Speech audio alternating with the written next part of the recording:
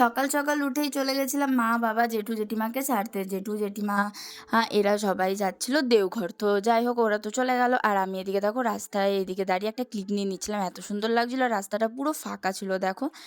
তারপরে চলে গেলাম বাড়ি। আজকে ঘর পুরো ফাঁকা আর এদিকে দেখো আমাকেই সব কাজ করতে হবে, সেই ভেবে মনটাও একটু খারাপ লাগছিল। তবে যাই হোক কিছু তো করার নেই। আর এদিকে দেখো আমার চোখগুলো পুরো ফুলে গেছে, কারণ কিনা সকাল সকাল ঘুম থেকে উঠেই মা আমাকে নিয়ে গিয়েছিল। তারপরে আর কি ব্রাশ করে নিলাম। ব্রাশ করতে করতে ভাবছিলাম যে আজকে আমাকে একাই থাকতে হবে আর সব কাজ করতে হবে, আমার তো মাথায় হাত। সব না ভেবে জলদি ব্রাশ করে চলে গেলাম এদেরকে পাতা দিতে। এদেরকে পাতা দিয়ে আমার কাজ যেহেতু করতেই হবে, তো ভাবলাম যে প্রথমে বিছানা গোছানো দিয়ে কাজটা শুরু করি। আর তোমরা কমেন্ট করে জানিও কার কার বিছানা গোছাতে ভালো লাগে, আমার তো মোটামুটি ভালোই লাগে। তারপরে দেখো পুরো বিছানা গোছানো কমপ্লিট এদিকে। তারপরে আর কি আমার খাবার করতে চলে গেলাম। প্রথমে আলু কেটে নিচ্ছি, না আজকে আমি একটুখানি চাউমিন বানাবো। তো এই চাউমিনের রেসিপিটা আমার ইউটিউব চ্যানেলে দেওয়া আছে, তোমরা চাইলে গিয়ে দেখে নিতে পারো।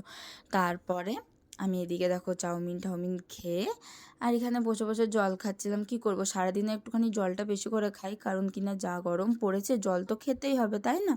আর এদিকে দেখো একা একাই বসেছিলাম, তাই ভাবলাম একটুখানি ছোট করে শর্ট ভিডিও করে নিই।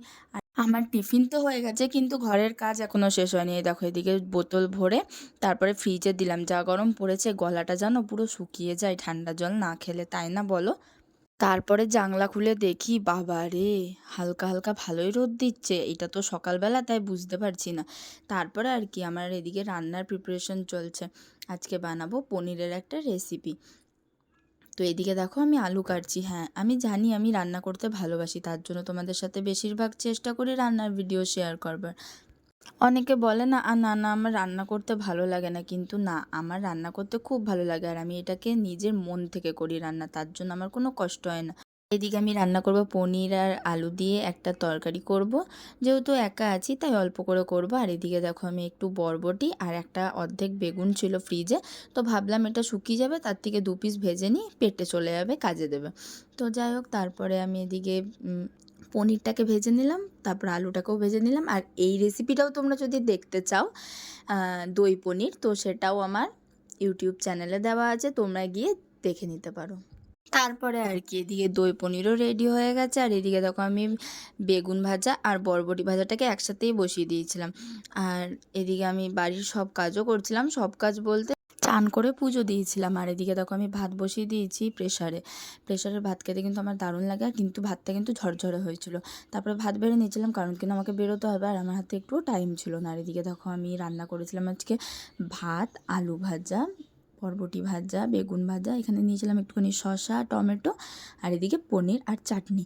তো আর জানো তো শসা আর টমেটোটাকে আমি সবসময় ভাতের সাথে রাখি, কারণ কিনা ওটা খাওয়াটাও খুব উপকারী আর আমারও খুব ভালো লাগে খেতে।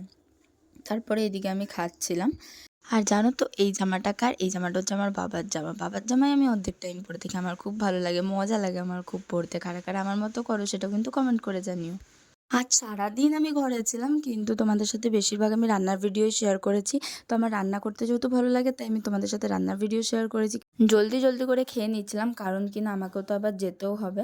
তো তার জন্য তাড়াতাড়ি করে খেয়ে নিচ্ছিলাম। খাওয়া কমপ্লিট করে সোজা চলে গেছিলাম রেডি হতে, আর আমি এদিকে রেডি হচ্ছে। আর তোমাদের যদি ভিডিওটা ভালো লেগে থাকে তো like, comment, share and subscribe করে দিও। চলো আজকের মতো টাটা।